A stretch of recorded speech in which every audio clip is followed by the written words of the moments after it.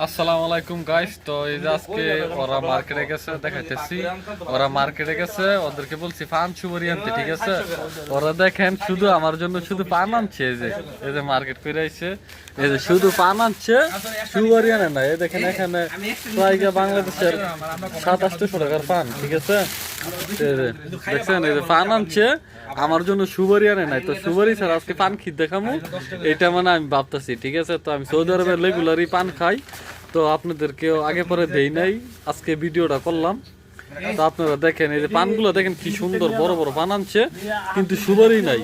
এই সুপারি স্যার আজকে পান কি দেখামো এটা চিন্তা করতেছি, ঠিক আছে? এই যে এই ভাই, ঠিক আছে, গাজীপুরের এই ভাইয়ের কয় খেয়াল নেই, আর চিংড়ি মাছ আনলে হইলে তো কোনো কিছু খেয়াল নেই, দেখে মানে আজকে আনতে পারে নাই, ঠিক আছে? যে হস মস বহুত কিছু, যে তেল মেলা কিছু নিয়েছে, যে আমার পান।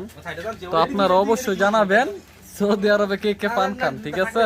সৌদি আরবে পান খেলে বাংলাদেশে টাকা পাইবো না, ঠিক আছে? বাংলাদেশে শুধু মানে কথা বলতে পারবেন আর কোনো কিছু না, বাপ মাকে টাকা দিতে পারবেন না। তো অবশ্যই পান, তারপরে উটকা তামাক এগুলো কম খাইবেন, ঠিক আছে? যত কম খাইতেন ততই ভালো, ঠিক আছে? তো আমি পান খাই, আমার অভ্যেস এটা খাইতেই হবে।